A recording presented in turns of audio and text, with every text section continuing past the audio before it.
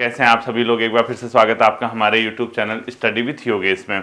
चूंकि police constable का exam हो चुका है बच्चों, और उस एग्जाम के आधार पे अगर आप बीपीडीओ वीडियो और पटवारी के एग्जाम के तुलना कर रहे हैं कि किस तरीके का रहेगा, क्या वो स्नातक स्तरीय था, इससे वो हार्ड पेपर रहेगा, वो सब चीज़ों के जवाब मैं आपको देना चाहूँगा। और इसके अलावा बेसिकली आप ये चीज़ समझ के चलो बच्चों, क्योंकि अभी आपका समय लगभग 12 अगस्त तो हो चुका है और 40 दिन आपके पास लगभग बचे हैं, ठीक है।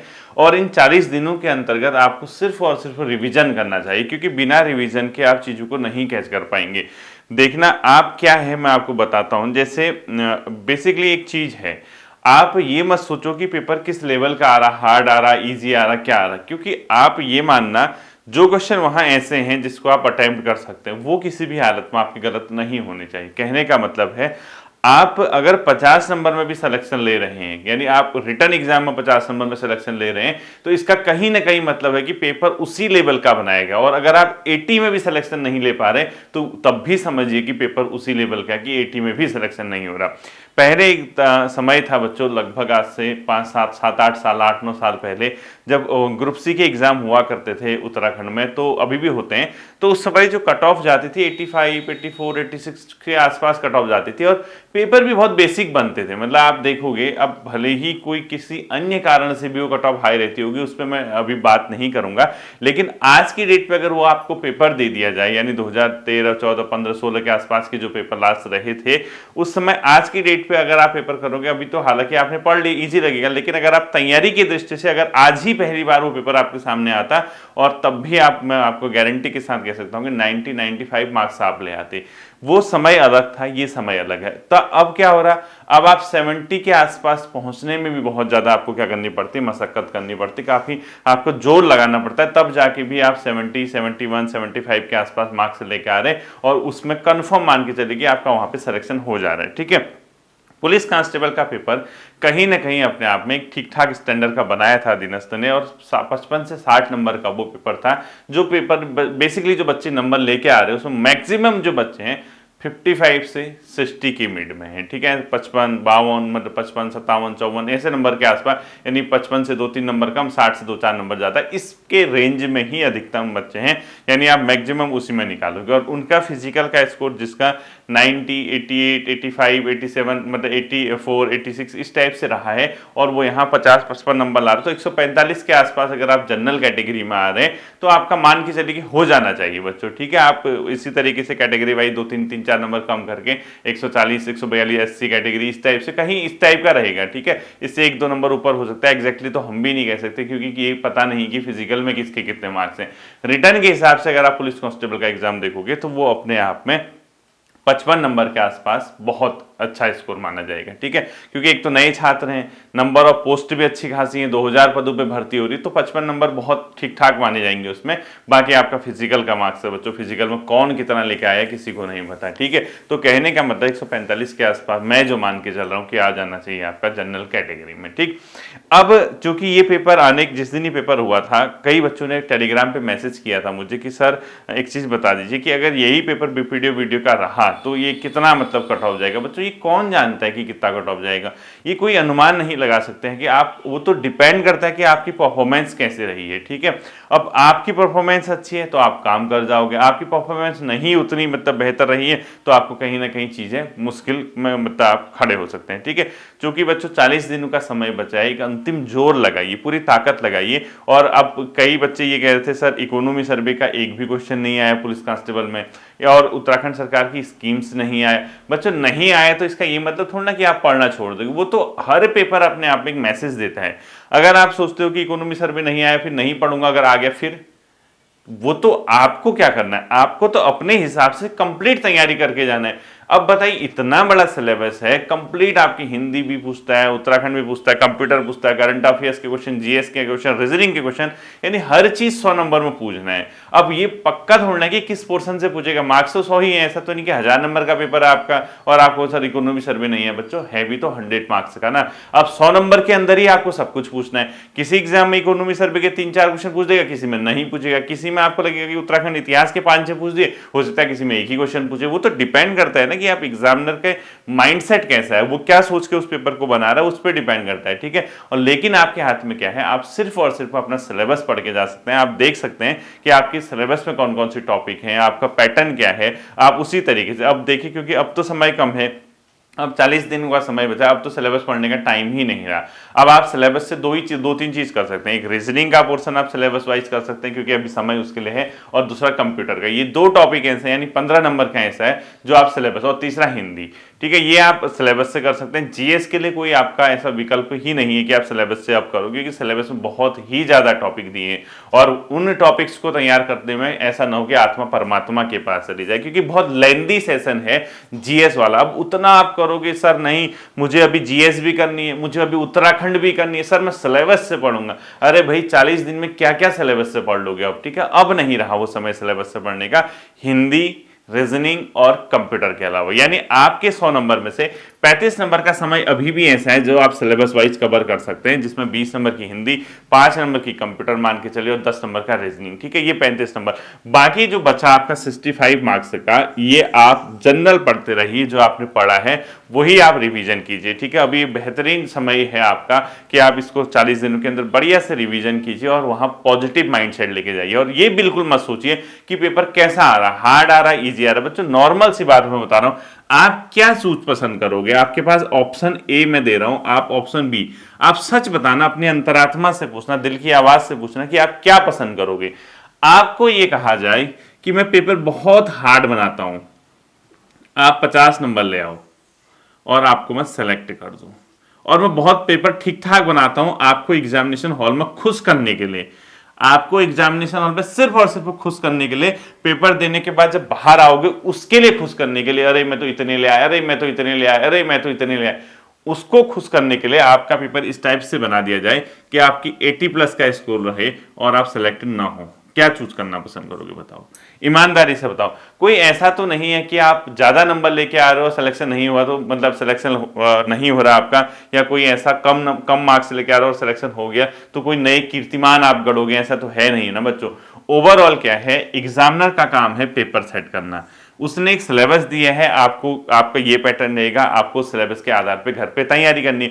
एग्जामिनेशन हॉल पे वो 2 घंटे कैसे आपने गुजारे, जो आपका समय है, यानी 10 से 12 या 11 से 1 जो भी पेपर का समय है, उस दिन पर्टिकुलर डेट, जैसे 21 सितंबर इसका एग्जाम है, इस पर्टिकुलर डेट पे उस 2 घंटे में आपका दिमाग कितना एक्टिव था, आप कैसे उस 2 घंटे को गुजार पाए, कैसे आपकी चीजें दिमाग में क्लिक कर पाई, उस आधार पे आपका चयन होता है बच्चों। आपकी तैयारी एक सीमा तक आपका हम मानते हैं कि आप तैयारी कर रहे हैं, लेकिन एक सीमा के बाद आपका भाग्य कैसा था उस दिन, क्योंकि देखो हो सकता है कि उस 2 घंटे में वो चीजें ज्यादा आई हो जो आपने पढ़ी नहीं, और किसी और बंदे ने और चीजें पढ़ी नहीं, वही लिमिटेड पढ़ के गया, वही उसकी दिख गई एग्जामिनेशन। हो सकता है उसने करंट अफेयर ऐसी पढ़ी गया, आपको नहीं मिला, उसको मिल गया, बाकी आप चीजें और चीजें पढ़ते रहे। तो मेरे कहने का सीधा सीधा मतलब है, आप एक साथ बहुत से छात्र पेपर में प्रतिभाग कर रहे हैं। जब इतने छात्र एक साथ प्रतिभाग करते हैं और नंबर ऑफ पोस्ट जो होती है बच्चों लिमिटेड होती हैं, उस केस में क्या होता है कि आपका चयन आपके परफॉर्मेंस के अलावा अन्य छात्रों की परफॉर्मेंस पे भी डिपेंड करता है। यानी आपकी चयन जो होगा, आपका होगा या नहीं होगा, आपकी मेरिट लिस्ट में नाम आना या ना आना, इस बात पे भी निर्भर करता है कि आपके साथियों ने आपके जो एक प्रकार से प्रतिद्वंदी हैं, प्रतिद्वंदी तो क्या कहें, आपके साथी जो प्रतियोगी परीक्षार्थी हैं, उनके भी परफॉर्मेंस पे आपका क्या करता है, निर्भर करता है चयन होना या ना होना, ठीक है। तो इस बात को दिमाग पे मत बिठाइए, क्योंकि आपका समय कम बचा है, और अगर दिमाग में यही चीजें बैठा के चलोगे, अरे पेपर टफ आएगा तो मेरा क्या होगा, भाई टफ आएगा तो सबके लिए तो हार्ड आएगा ना। आप पुलिस कांस्टेबल के पेपर के लिए रोने में लगे, ये आया वो आया, अरे ठीक है आयोग ने पूछा, सभी के लिए तो समान पूछ दिया ना। अब आप 50, 55, 60 नंबर तो लेके आओ, जो 50% 60 नंबर लेके आ रहे हैं वो तो चयन हो ही रहे ना, अगर उनका फिजिकल ठीक ठाक है। अब आप सोचोगे कि 80 मार्क्स आ जाए, 70 आ जाए, 75,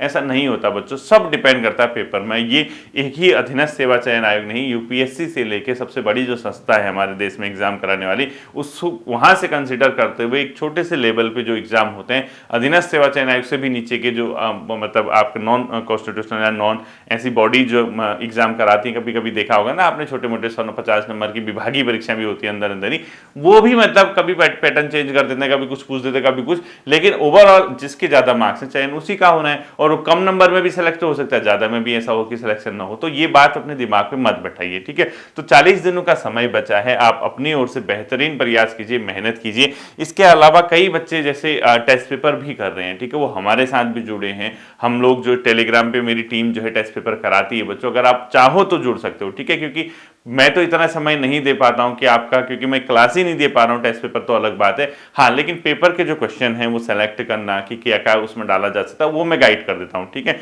तो टेलीग्राम पे जो बच्चे जुड़े हैं स्टडी विथ योगेश नाम के चैनल पे, वो मुझे एडमिन को मैसेज कर सकते हैं। आप स्टडी विथ योगेश वाले चैनल पे जुड़े होंगे, 38,000 मेंबर जिसमें है 38,000, वहां आप मुझे मैसेज कर सकते हैं। आप क्लिक करोगे ऑल मेंबर पे, जैसे ही मेंबर पे क्लिक करोगे, मेंबर की लिस्ट जो दिखती है उसमें एडमिन दिख जाएगा आपको, यानी मैं दिख जाऊंगा। मेरे नेम पे क्लिक करना, टॉप साइड में राइट में मैसेज का बटन आएगा, वहां से आप पूछ सकते हैं कि टेस्ट पे जुड़ने की प्रोसीजर क्या है, क्या इंफॉर्मेशन है उसकी। तो वहां जो टेस्ट पेपर हो रहे हैं उसी में बच्चे कहने के 60-65 नंबर से ज्यादा नहीं आ पा रहे। वो इसलिए नहीं आ रहे क्योंकि जानबूझ के पेपर ऐसे बनाए जा रहे हैं कि आपको थोड़ा सा क्या करना पड़े, सोचना पड़े। घर पे अगर ऐसे पेपर करोगे तो एग्जाम में एक हैबिट लेके जाओगे, एक आदत लेके जाओगे कि हाँ सर अगर इस टाइप की या कोई अन्य बंदा इस टाइप के पेपर की हमें प्रैक्टिस करवा रहा है, तो कहीं ना कहीं एक माइंड सेट रहता है कि यार हाँ इस टाइप का पेपर आएगा तो मैं पेपर अटेम्प्ट कर सकूं।